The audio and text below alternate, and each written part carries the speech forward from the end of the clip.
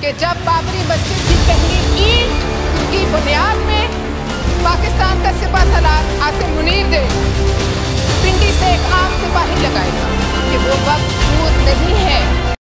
वाह मोहतरमा, इसी को कहते हैं कि घर में नहीं खाने को अम्मा चली भुनाने को। जिसका देश खुद कर्ज में डूबा है, IMF के आगे झोली फैलानी पड़ रही है और वो बात बाबरी मस्जिद की ईंट लगाने की कर रही है। ये पाकिस्तान की संसद है या फिर कॉमेडी सर्कस? आसिम मुनीर से बाबरी मस्जिद में नमाज पढ़ाने वाली ये महिला पाकिस्तान की सांसद पलवशा मोहम्मद जई खान है। अब इनको कौन समझाए कि जिसका देश खुद कटोरा लेकर भीख मांग रहा हो वो ऐसी बातें नहीं करती।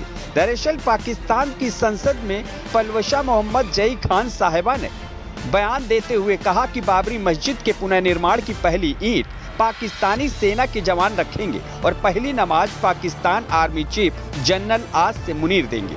आइए सबसे पहले आपको सांसद महोदया का पूरा बयान सुनाते हैं कि वो वक्त दूर नहीं है कि जब बाबरी मस्जिद की पहली ईंट उसकी बुनियाद में पिंडी से एक आम सिपाही लगाएगा और उसमें पहली अजान पाकिस्तान का सिपहसालार आसिम मुनीर देगा।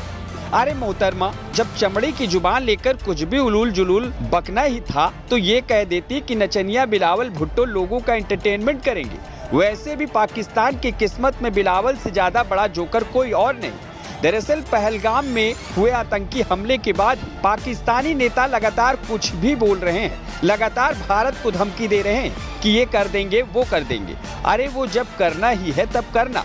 पहले उन 93,000 सैनिकों के कपड़े तो भारत से ले जाओ जो भारतीय सैनिकों ने पाकिस्तानी सैनिकों को नंगा करवा कर गिरवी रखवा दिया था। और आप जिस आर्मी चीफ की बात कर रही हैं, इंडियन आर्मी उस मुनीर को सलवार कमीज पहनाकर दुल्हन की तरह विदा करेगी। जब से पहलगाम में आतंकी हमला हुआ है और उसके बाद भारत पाकिस्तान के खिलाफ नकेल कस रहा है, तब से पाकिस्तानी नेताओं की बौखलाहट बढ़ी हुई है। आलम यह है कि रात के 2 बजे प्रेस कॉन्फ्रेंस करके हमले की आशंका जता रहे हैं। सीमा पर पाकिस्तान लगातार अपने जवानों की तैनाती बढ़ा रहा है। पाकिस्तान के मंत्री गीदड़ धमकी दे रहे हैं जिनका भारत पर कोई असर नहीं हो रहा है। भारत के साथ अमेरिका भी खड़ा है। जम्मू कश्मीर के पहलगाम में हुए इस घटना के बाद अमेरिका के विदेश मंत्री मार्को रूबियो ने विदेश मंत्री एस जयशंकर के साथ फोन पर बातचीत की और कहा कि उनका देश आतंकवाद से मुकाबला करने में भारत के साथ सहयोग के लिए प्रतिबद्ध है। दोनों नेताओं के बीच यह बातचीत ऐसे समय में हुई